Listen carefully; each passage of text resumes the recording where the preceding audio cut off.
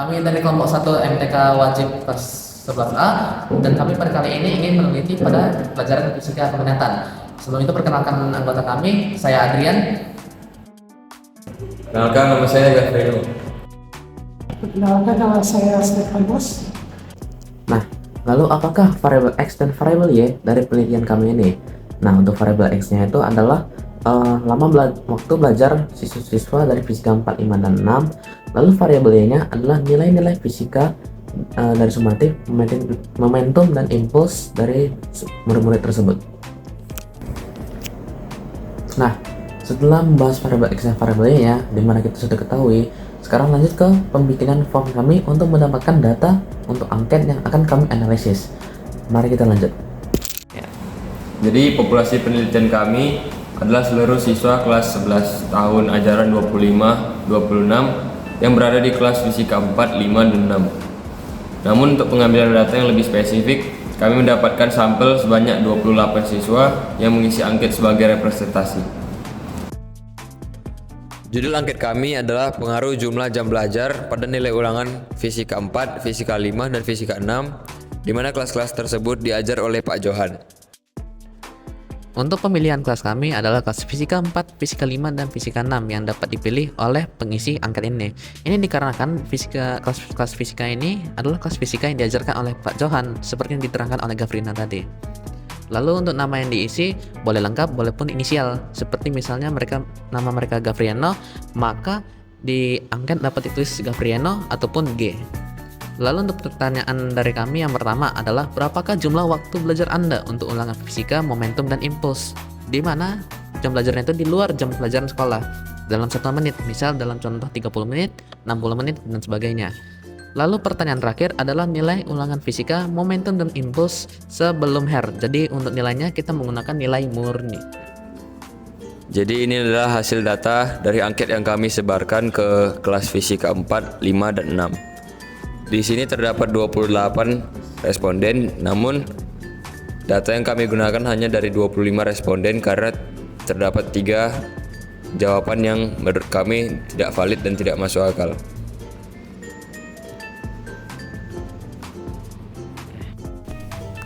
Lalu untuk mendapatkan diagram pencar di Excel, pertama kita akan blok dulu semua nilai dari variabel X dan variabel Y kita. Nah, setelah kita ngeblok semua itu, kita masuk ke insert, dimana kita tulisan scatter, ada gambarnya itu, pola-pola itu. Kita pencet itu dan kita pilih yang paling pertama. Lalu habis itu udah muncul diagram pencarnya, kita masuk ke quick layout. Di quick layout itu kita klik, lalu kita cari yang ke-9, yaitu yang ada garisnya. Itulah quick layout yang akan kita gunakan. Setelah itu akan muncul nilai dari Y topi dan R kuadratnya. Namun untuk pengerjaan ini kita akan mencari juga R kuadrat dan R-nya. Jadi di sini ada persamaan regresi linear,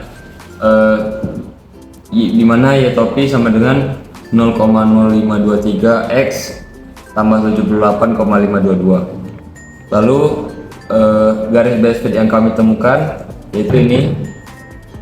Terus tren data yang kami dapat yaitu tren data linear karena arah garisnya naik dari kiri ke kanan, yang mana menunjukkan bahwa korelasi dari diagram ini adalah korelasi positif. Nah, setelah kita dapat tabel yang isinya jumlah waktu belajar atau variabel X dan nilai fisika yang variabel Y ini, masuklah kita ke perhitungan mencari nilai X, Y, X kuadrat, dan Y kuadrat di Excel. Nah, untuk mencari nilai tersebut dengan cepat di X, Y, itu menggunakan rumus produk. Setelah kita di variabel X ini tuh kita pakaiin produk, kita langsung blokkan ke semua kolom ke bawah. Jadi dapat untuk setiap nilai X, Y nya untuk setiap nilai responden tersebut. Untuk X kuadrat kita menggunakan power. Nah, power ini kita balikkan di C2 itu. Ibaratnya di kolom yang jumlah waktu belajar per menitnya itu kita kuadratkan, bakal muncul di nilai kolom X2. Setelah itu kita blokkan ke bawah, itu juga sudah. Lalu habis itu untuk Y kuadrat. Y kuadrat juga sama, mulainya dari D2. Setelah dapat dari D2 tersebut, baru kita blokkan lagi ke bawah hingga jadilah nilai-nilai tersebut semuanya. Habis itu kita akan mencarikan nilai sigma-sigmanya. Untuk mencari nilai sigmanya, kita tinggal menambahkan semua jumlah dari setiap variabelnya tersebut. Jadi untuk n ada 25, variabel x, y, sigma x, y, sigma x kuadrat, dan sigma y kuadrat, dan seterusnya ada di kolom bawah tersebut. Itu telah dijumlahkan dari semua total yang ada di atas. Nah, setelah kita mendapatkan hasil data x, y, dan x, y, x kuadrat, dan y kuadrat, dan telah kita bikin di Excel tersebut, coba kita kerjakan juga secara manual untuk mengetahui nilai dari R kecilnya. Nah, sini kita bisa lihat. Tuh, kita sudah dapat dari tabelnya itu nilai X dan Y-nya setiap masing-masing orang dari responden 1 hingga responden 25. Tuh. Nah, setelah itu kita kerjakan X, Y-nya, kita kalikan sini ke sini, sini ke sini, dan seterusnya seperti yang kita bikin di Excel tadi. Lalu ini juga ada X kuadrat, berarti nilai X kuadrat dari setiap responden tersebut seperti yang kita kerjakan di Excel tadi. Nah, sudah betul juga, sudah pas. Lalu ada juga nih Y kuadratnya. Y kuadrat kita ambil dari nilai Y dari setiap responden, itu juga sudah pas, sudah sama nih.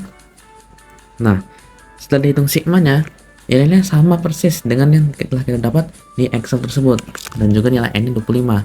Bagaimana cara mencari nilai R, koefisien korelasinya itu, yaitu dengan melakukan pembilang dibagi penyebut 1 dan dikali penyebut 2. Apakah komponen dari ketiga hal ini? Nah, yang pembilang itu merupakan nilai dari N dikali dengan sigma X, Y dikurang sigma X dikali dengan sigma Y. Nah, ini nih ibarat kita masukin semua angka yang ada di sini.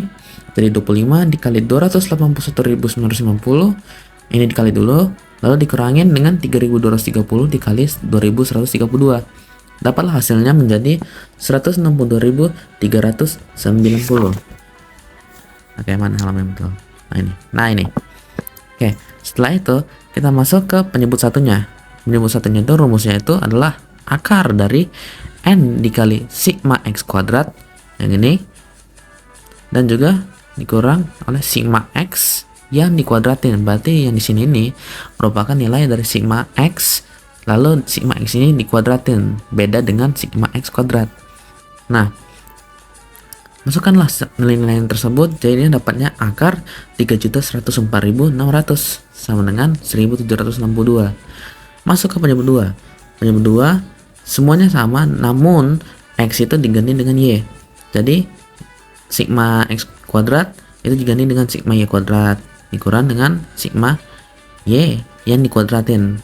Masukin nilainya substitusi seperti tadi, dapatlah akar dari 184.576, itu sama dengan 429,6. Nah, kita masukin semuanya ke rumus yang di awal tadi itu, jadi dapatlah 0,2145, yaitu merupakan nilai dari si R, si koefisien korelasinya itu. Jadi nilai koefisien korelasinya itu adalah 0,214. Namun di SPSS dibulatin jadi 0,215. Nah, bagaimana dengan nilai R kuadratnya? Di R kuadratnya itu 0,046 dikali 100. Mengapa 0,046?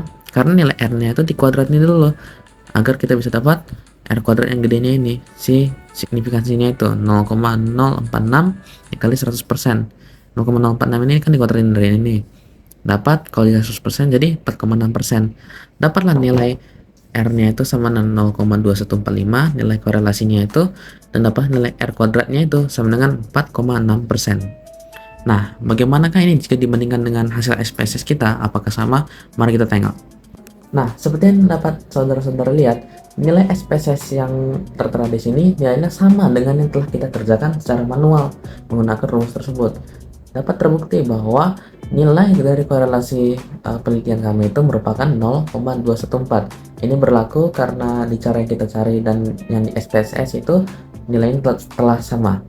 Setelah melakukan perhitungan untuk mencari nilai R kuadratnya, untuk mencari nilai R dan R kuadrat, dapatlah nilai R-nya itu berupa 0,214. Ini bermakna kalau tingkat korelasi dari diagram pencari ataupun hasil penelitian kami ini menunjukkan karakter yang lemah, yaitu merupakan korelasi positif namun dia lemah.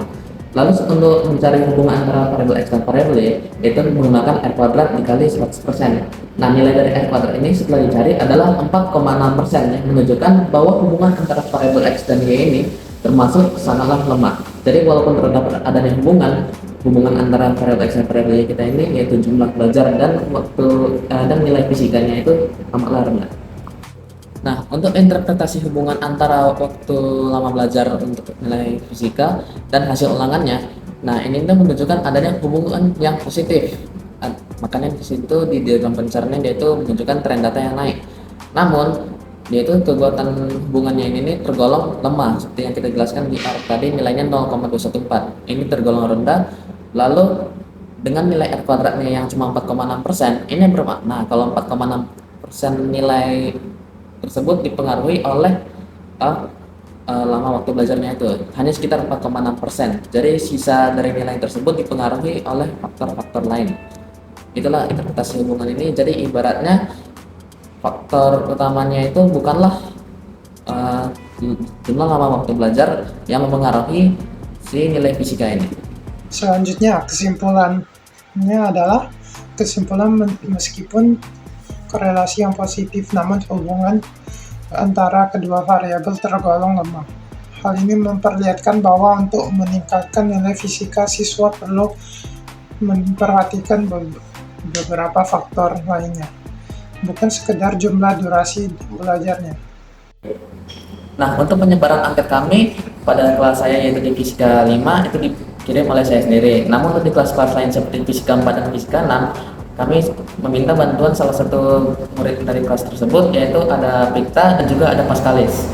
Lalu untuk penggunaan SPSS kami dibantu juga oleh kawan sekelas kami, Nicole. Jadi untuk teman-teman yang telah membantu kami dalam pengerjaan tugas ini, terima kasih. Oke, baiklah, sekian video presentasi dari kelompok kami. Jika ada kesalahan kata atau kesalahan tutur kata, mohon maaf. Namun kami harap video ini dapat menjadi pembelajaran bagi Bapak Ibu guru dan teman-teman kami semua dan juga bagi diri kami. Sekian dari kami, terima kasih.